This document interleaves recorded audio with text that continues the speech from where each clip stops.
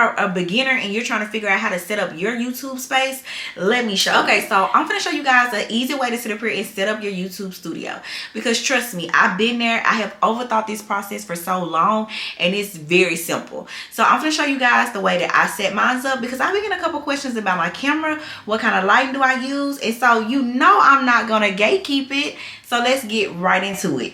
First things first, let's talk about my space.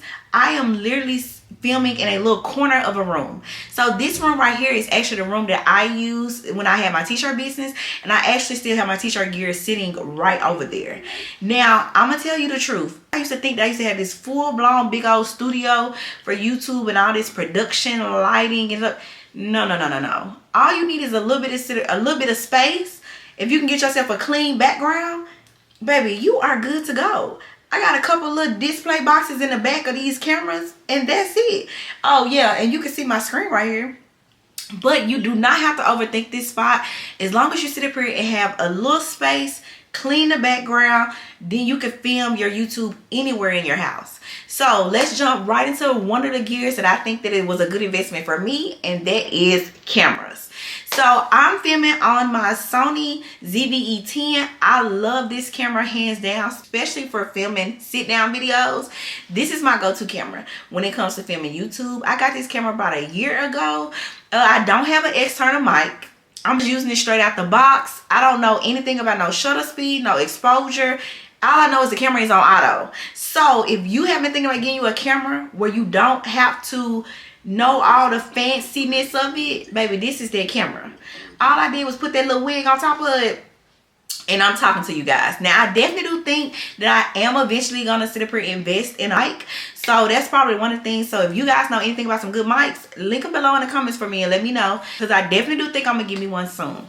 Now, if you are a vlogger, I highly recommend you get you one of these. This is the DJI Osmo Pocket 3. If you get one, definitely get you a creator bundle so that it can come with all these things. This right here comes with a external mic for you, as well as external batteries, because one thing about cameras, you need extra batteries. On my Sony, I have extra batteries right here, and this is the charger for it, because you're gonna run out of batteries. Like, these cameras use up so much battery juice. So go ahead and invest on you some batteries. They're just like our phones. Like, we be scrolling through TikTok or YouTube, and next thing the phone is dead. Come on now. Also, some more accessories that I think you should definitely get is this right here.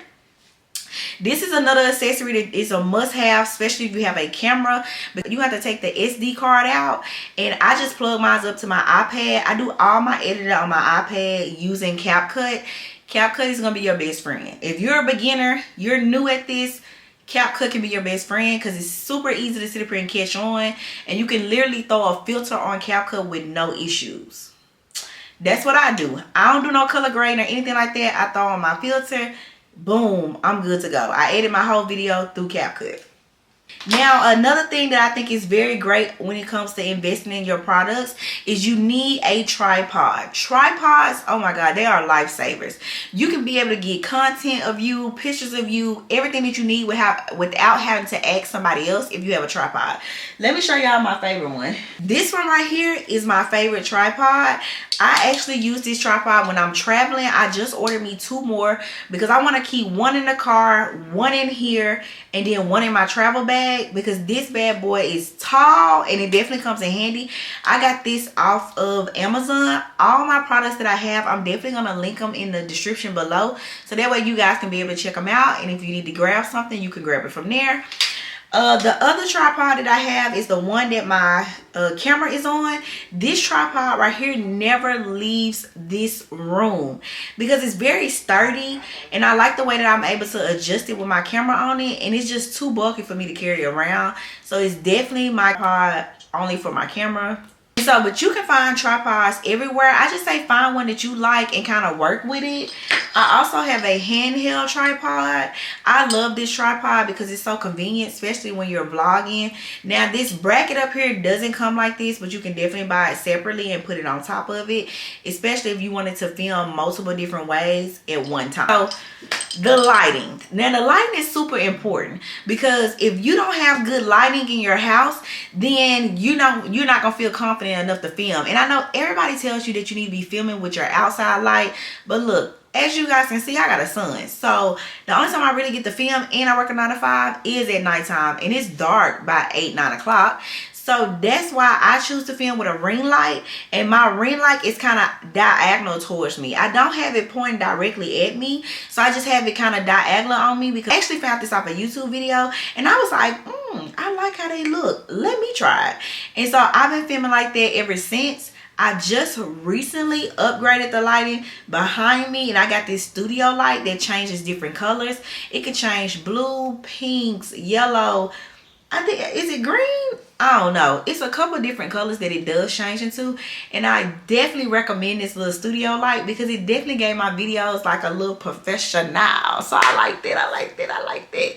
So I'm gonna link that one too as well. But besides your lighting, your cameras, your tripods, and of course your editing software, all you need is a little corner in a space. It could be, you could probably film in a closet. You just need a little space for you to be able to sit down, shoot a video, and talk to your people. That's it. Don't overcomplicate it or anything. So these are just the things that I do to set up my YouTube space. If you have any other questions, definitely leave them in the comments. Let me know what your favorite gear is for your YouTube studio. And don't forget to like, subscribe, and make sure you share this with a friend that's trying to be a YouTuber. All right. Bye, y'all.